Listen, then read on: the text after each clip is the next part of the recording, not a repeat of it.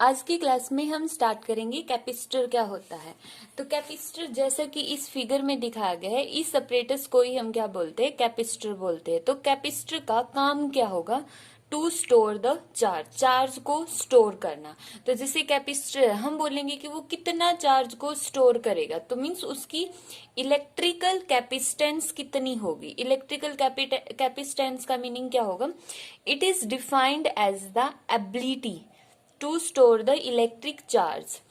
इस कैपेसिटर के अंदर जितनी एबिलिटी है कि वो चार्ज को, कितने चार्ज को स्टोर कर सकता है, कितने चार्ज को स्टोर कर सकता है, उस एबिलिटी को ही हमने क्या नाम दिया है, इलेक्ट्रिकल कैपेसिटेंस। अब देखो, जैसे हमने कंडक्टर लिया, मान लेते हैं ये हमारे पास कोई भी एक कंडक्टर है। जब हमने इस कंडक्टर को कोई भी चार्ज देते हैं, हमने क्या दिया, इसके ऊपर कोई भी चार्ज दे दिया, चाहे वो पॉजिटिव चार्ज हो या नेगेटिव चार्ज हो। अब चार्ज आ गया तो हम क्या बोलेंगे, इसके ऊपर क्या आ गया, पोटेंशियल आ गया, पोटेंशियल आ गया। तो जैसे ही हमने किसी कंडक्टर को चार्ज दिया तो इसके अंदर पोटेंशियल आ जाता है। तो हम क्या बोलेंगे कि जो चार्ज होता है कंडक्टर के ऊपर, उसको हम charge directly proportional to potential, जितना ज्यादा चार्ज देंगे उतना ही ज्यादा पोटेंशियल आएगा, क्योंकि पोटेंशियल का फॉर्मूला क्या होता है, के क्यू बाई आर। तो जब पोटेंशियल डायरेक्टली प्रोपोर्शनल है चार्ज के, तो उल्टा भी हो जाएगा कि charge directly proportional to potential. तो यहां से जब हम प्रोपोर्शनैलिटी का सिंबल हटाएंगे, आएगा सी वी। तो यहाँ पे जो C है, इसी को हम क्या बोलते हैं, इलेक्ट्रिकल कैपेसिटेंस। तो C का फॉर्मूला क्या आ गया, Q by V. Electrical capacitance क्या आ गया, Q बाई वी। तो इलेक्ट्रिकल कैपेसिटेंस क्या होगा कि ये जो कंडक्टर है, इसकी एबिलिटी कि वो कितना चार्ज स्टोर कर सकती है। यहाँ पर हम देखेंगे कि इलेक्ट्रिकल कैपेसिटेंस की एसआई यूनिट क्या होती है। तो C जो इलेक्ट्रिकल कैपेसिटेंस है, इसकी एसआई यूनिट है फैराड, फैराड। और चार्ज की क्या होगी, कूलम, कूलम। V की होगी पोटेंशियल, पोटेंशियल। तो यहाँ पे जो 1 फैराड है वो किसके इक्वल आ गया, 1 कूलम पर वोल्ट। पोटेंशियल की यहाँ पे यूनिट क्या बनती है, वोल्ट। ठीक है, तो 1 फैराड किसके इक्वल आ गया, कूलम पर वोल्ट। और फैराड किसकी यूनिट है, कैपेसिटेंस की यूनिट है।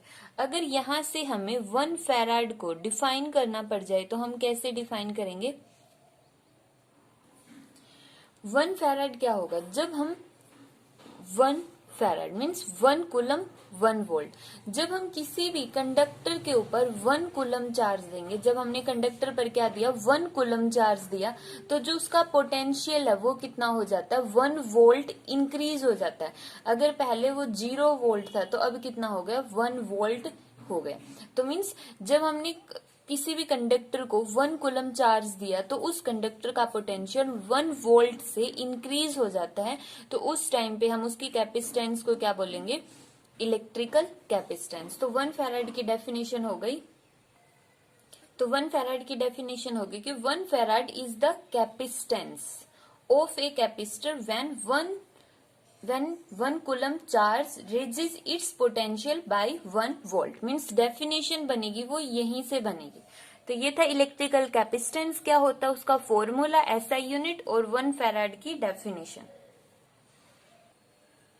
नेक्स्ट है capacity of an isolated spherical conductor. यहाँ पर ये हमने एक स्फेरिकल कंडक्टर लिया, O है इस स्फेरिकल कंडक्टर का सेंटर, R है रेडियस ऑफ कंडक्टर। यहाँ पर हमने Q चार्ज दिया इस कंडक्टर को। तो जैसे ही हम कंडक्टर को Q चार्ज देते हैं, अब कंडक्टर के ऊपर चार्ज कहाँ लाई करता है, उसकी सरफेस पर। तो ये जो Q चार्ज है वो यूनिफॉर्मली स्प्रेड हो जाएगा on outer surface, on outer surface.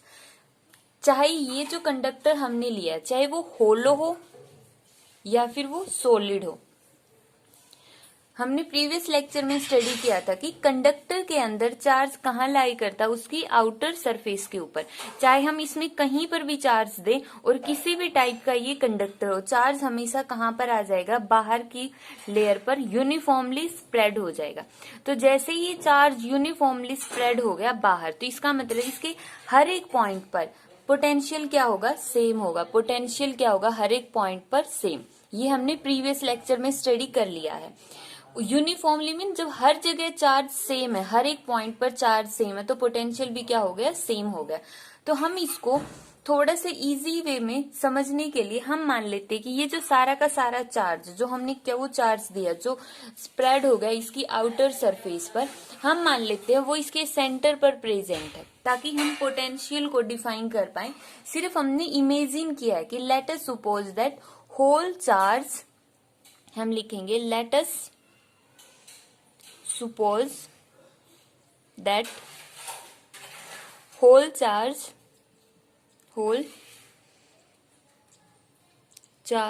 is concentrated at center O।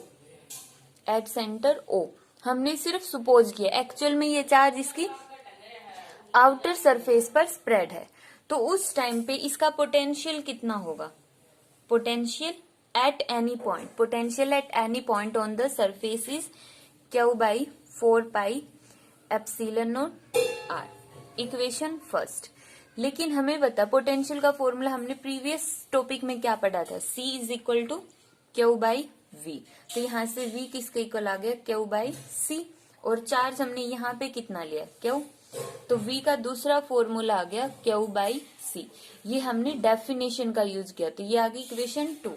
तो यहाँ पे हम कंपेयर करेंगे, कंपेयरिंग 1 एंड 2।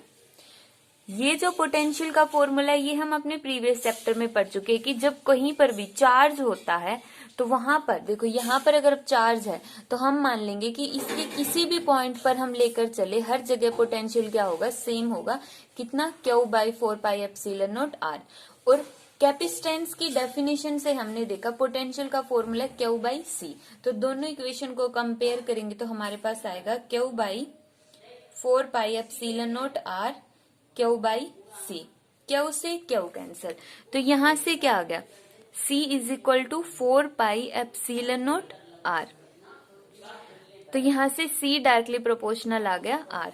तो मीन्स जब हम कोई भी कंडक्टर लेते हैं, अगर वो स्फेरिकल शेप का है, उसकी शेप कैसी है, एक स्फीयर के जैसी है, तो उसकी कैपेसिटेंस निकाल लेंगे हम इस फॉर्मूले से, C is equal to 4 pi epsilon naught are.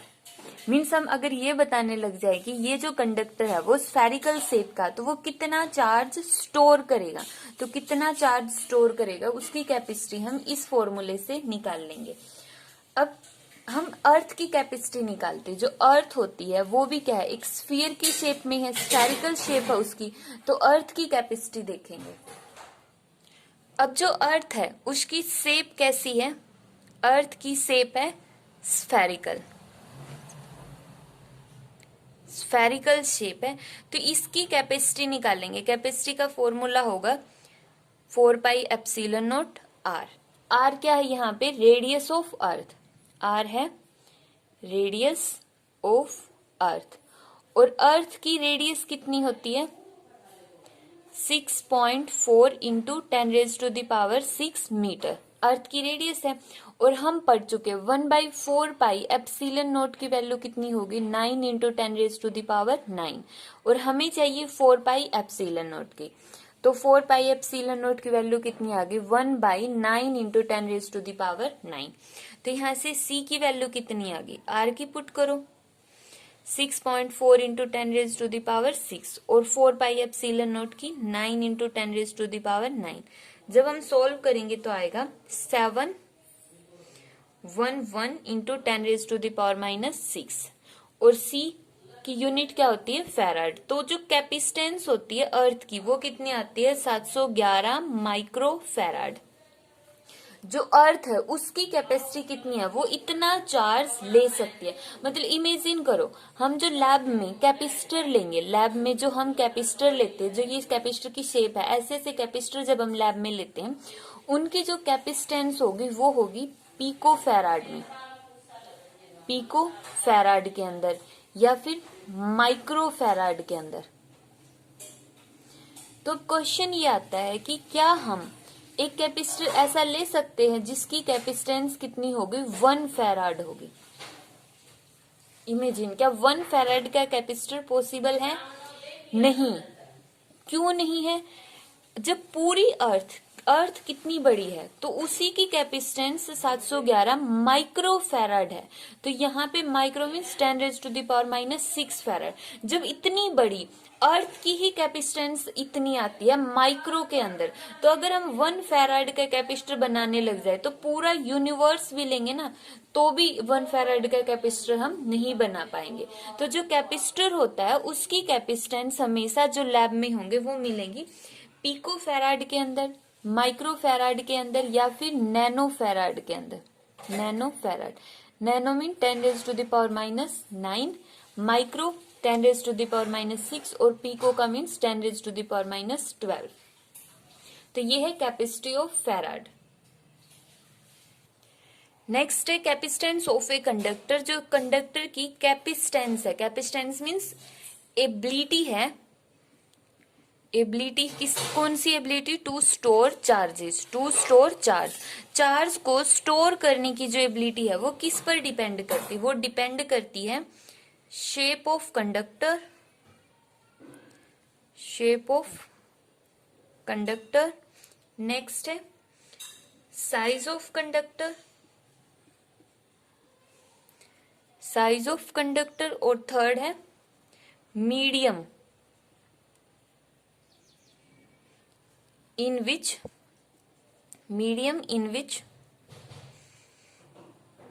conductor is placed।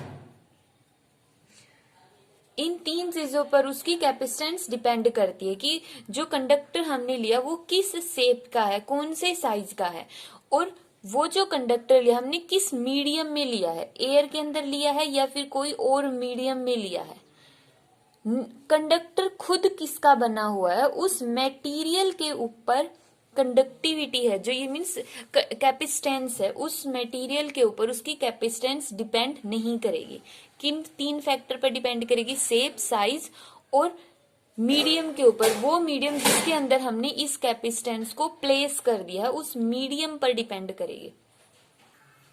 Next numerical of what should be the radius of an isolated spherical conductor so that it has a capacity। तो इन्होंने दिया capacity, capacity कितनी है? 1 micro farad. और इन्होंने पूछ लिया उसकी रेडियस कितनी होगी। मींस हमने एक स्फेरिकल कंडक्टर बनाना है जिसकी कैपेसिटेंस होनी चाहिए 1 माइक्रो फैराड। तो देखो कितनी उसकी रेडियस हमें लेनी पड़ेगी। तो C का फॉर्मूला क्या होता है? 4πε0 r। तो R is equal to C by 4πε0। C की वैल्यू है माइक्रो फैराड, 10⁻⁶ मीटर। 4πε0 की वैल्यू कितनी आ जाएगी? 9 इंटू 10⁻⁹। तो यहां से आंसर आ गया 9 इंटू 10⁻³ मीटर, मीन्स 9 किलोमीटर। अगर हम 1 माइक्रो फैराड का कैपेसिटर बनाना चाहते हैं, स्फेरिकल शेप का कंडक्टर लेना चाहते हैं, हम ऐसा कंडक्टर लेना चाहते हैं जिसकी कैपेसिटी कितनी हो? 1 माइक्रो फैराड हो, तो उसके लिए हमें वो जो स्फेरिकल कंडक्टर लिया है उसकी रेडियस 9 किलोमीटर बनानी पड़ेगी।